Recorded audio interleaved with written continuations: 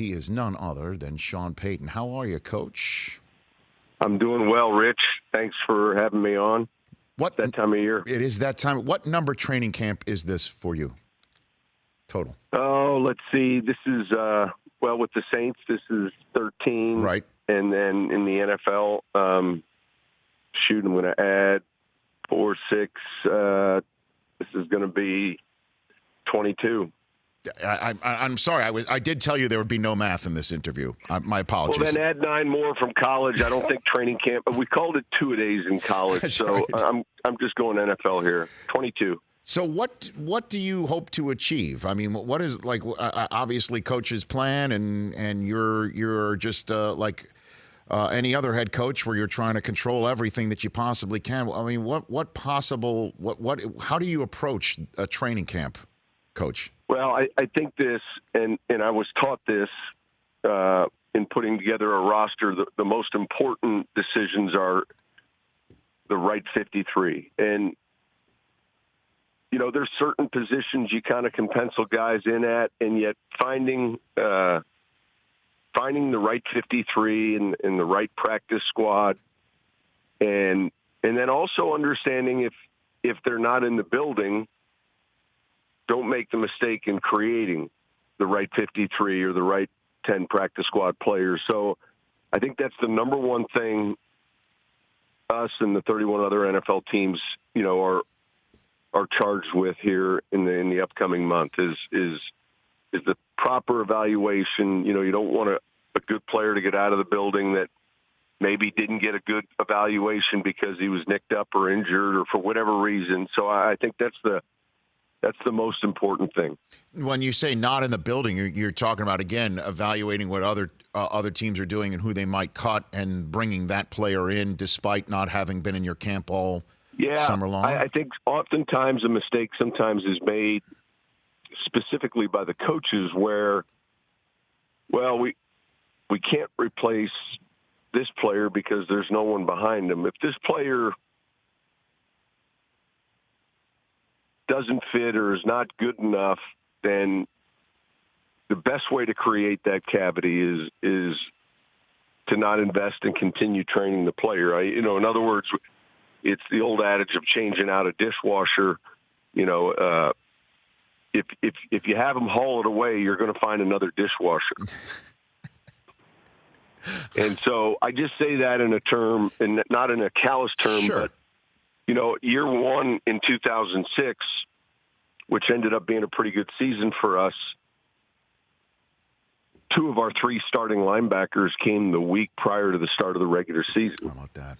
And Mark Simino and Scott Shanley. Now we're further along in our program in 2019, but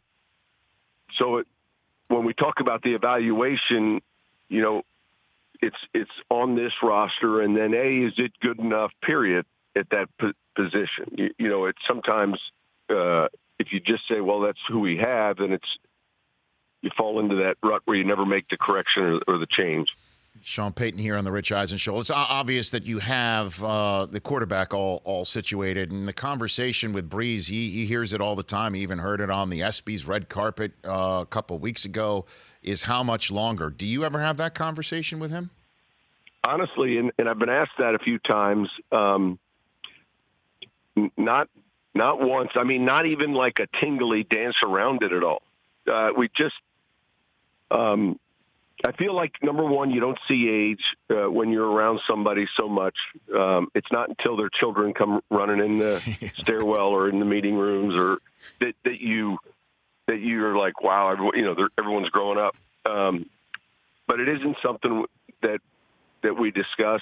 There are a lot of other things that we cover, but there's never that sit down. Hey, let's spend some time here and talk about the next couple of years, because I think.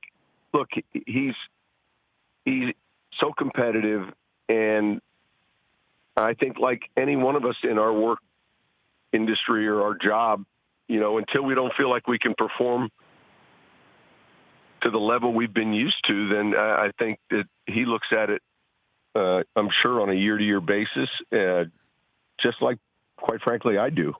Well, I mean, I'm already hearing in certain parts of my industry that last year, certainly in the last few weeks of the season, Brees wasn't as productive at the position, and maybe that's the beginning of the lowering of the curve. What did you see from your position? I didn't see that. I didn't see that at all. I mean, I thought, shoot, I mean, he played extremely well down the stretch. We had a playoff win against Philadelphia that he had a huge part in a game against the Rams that, quite honestly, very well could have put us in the Super Bowl, and I would have loved to have seen that game. But I think that realistically, as we grade the film and look at the player, there hasn't been that moment where we've looked and thought, man, back in the day we used to complete those. I don't think we've seen that, and that's a good thing. Sure. Sean Payton here from the New Orleans Saints here on the Rich Eisen Show. Okay. I'm going to bring this up with you, and I'm sure, as you pointed out last time, every human being brings it up with you, the pass interference that didn't get called in the NFC Championship game, and you as a member of the competition committee certainly helped spearhead the change that we're going to see this fall, at least for 1 year.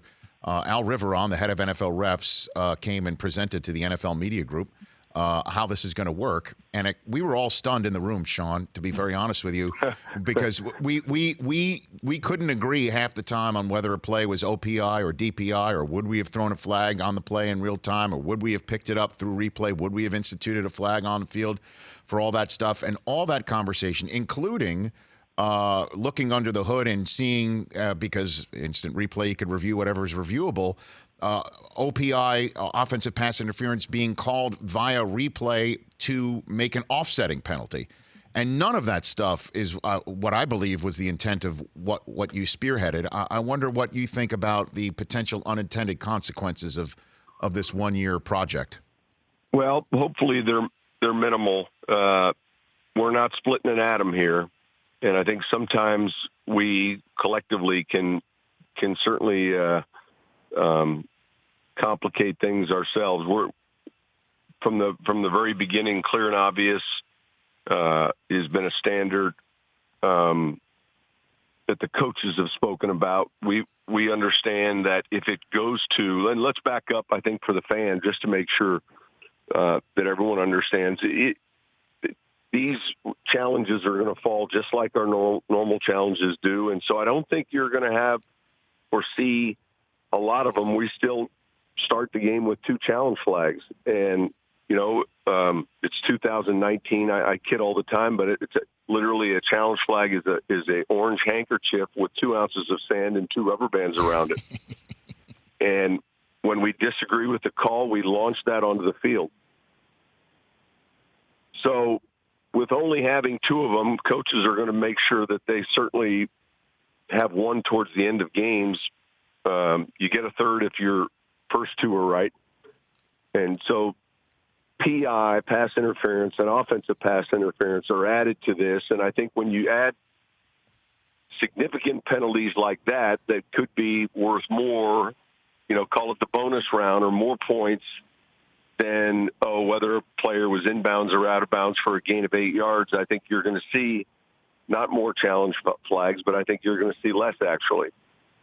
Inside of 2 minutes, then the upstairs group can stop a play. But I think from my perspective, the third down plays, I don't have to worry about the scoring plays. They already go to review. So it's the big plays where I feel like something occurred, certainly last year's play in our game, that would have fallen to the replay official, and that was kind of clear and obvious. So I like to explain it that way and start that way. I don't think we're going to have a ton of game stoppages because, again, we haven't changed the challenge numbers.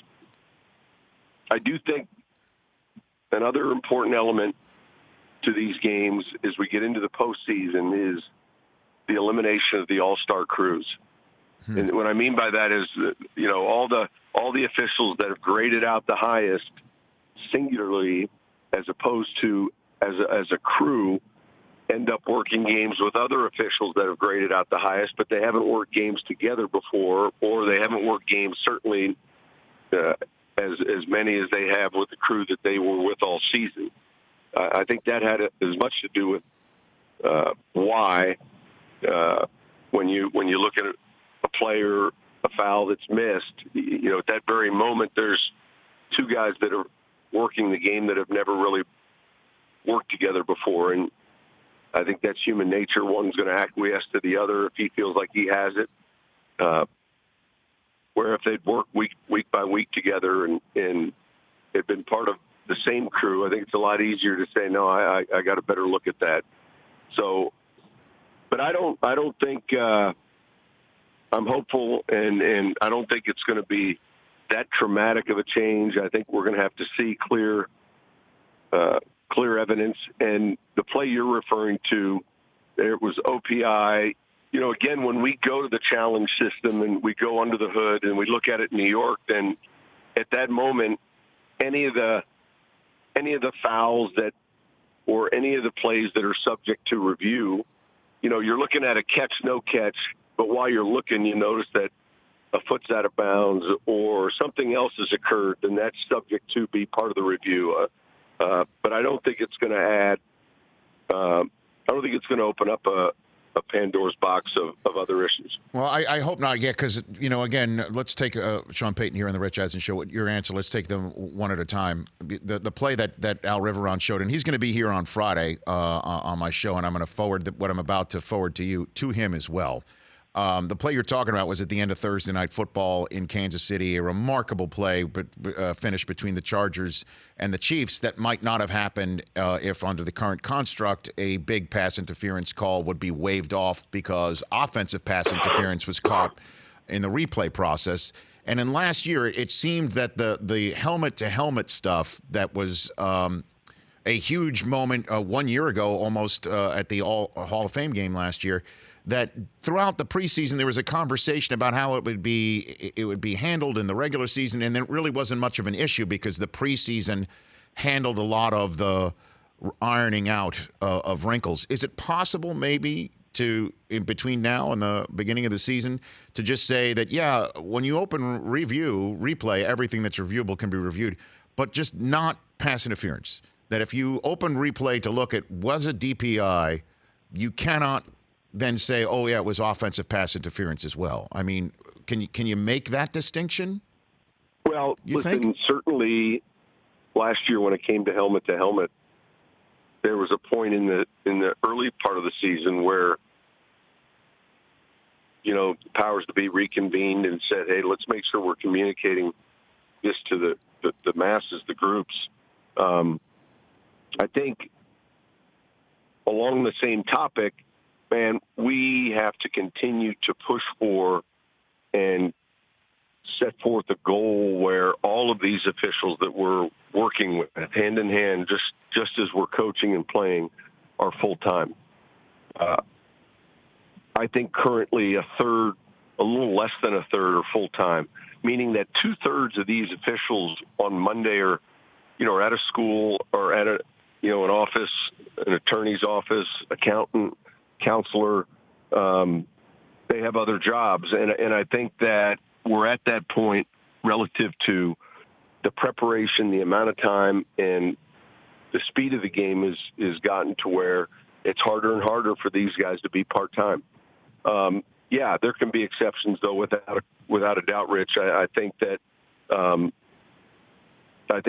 committee sits in there and you really go through all of these examples that we're discussing, and you get on conference calls with coaches from other teams, and you begin to hash out and work through some of the problems. So in year one, will this be smooth sailing? I'm hopeful that it doesn't change how we watch a game. I'm hopeful that it is something that we're relying on it for the clear and obvious, and we're not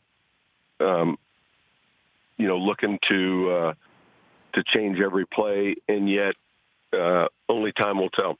And then in the last part of your answer, are all-star crews, again, fans are thinking about the beginning of the season, training camp, fantasy teams, But for the mind's eye, for the playoffs, are all-star crews going to be banned, or you're not? That's yeah. gone? I think That's they're history? going back to really grading the overall crew performance.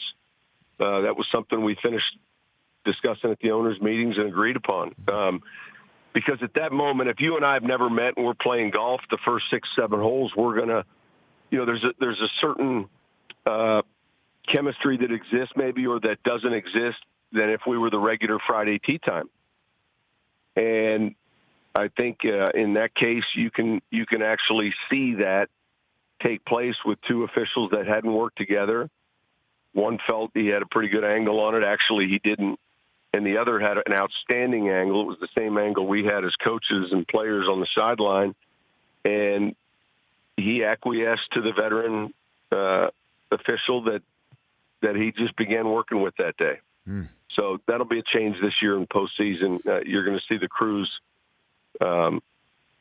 basically, for the most part, be the crews that work together all year.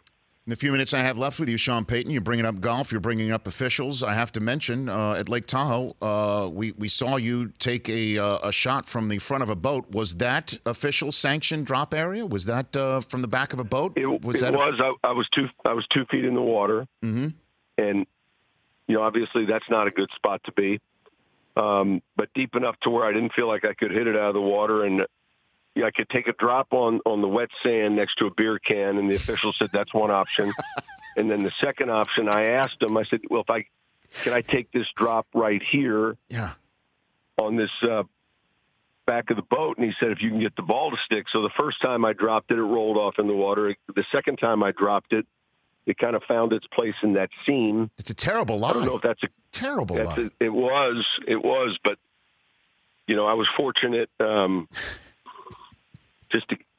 The challenge on that shot was not the lie either, though. Picture this: you're hitting the shot with that lie, and your whole boat is moving. I felt like I was doing a core workout trying to hit this wedge. Yeah, and it looked like you're out of the water, right? Yeah, well, your reaction, and it looks like you might have sculled it. It looks like you Vin Scully'd that thing. It just. No, it was. Listen, I didn't do a lot of things right that day, but that shot actually came up on the green and ended up on the back portion of the green. I was pretty pleased with it. All right, and I just want to finish up our conversation with something I brought up with you last season, mid-season, and if I have a top 3 pick in my fantasy draft, Coach, I'm picking 1, 2, or 3. How safe am I choosing Alvin Kamara with you? How safe am I? Yeah, I like the Kamara selection. Listen, that's me. I'm biased, but I know that. Yeah, there's so many things he does well. I don't understand the type of fantasy game you might be in. No. He's got to score. It's got to inside the 5. I told you about the vulturing the last time. I think he's going to be a guy that scores. So if it's a PPL or RRL or whatever those. I don't know how those. No, we have programs devoted to these things, but I like the Kamara selection. I know you got Latavius Murray now. I mean, this can obviously you feel free to conduct your program how you see fit, but I mean he's a battering ram that concerns me inside the 5. That if I take Kamara, you know what I mean? Like how do you decide these things? That's all I'm saying. How do you decide these things? I think a lot of times it's week to week, but who's the goal line runner when you're inside the 3? Generally, you have a guy, and look, that's what we're getting ready to go to camp for. But I like Kamara overall, just from an explosive threat. I mean, he does so many things well. You're the best, Coach. Thanks for the call. Great seeing you this past weekend All right, Rich. here in Los Angeles. Thank you. You take care. Have a great camp. That's Sean Payton, Saints head coach. For more of The Rich Eisen Show, tune to Audience Channel 239 on DirecTV for free on BR Live or download the Rich Eisen Show app.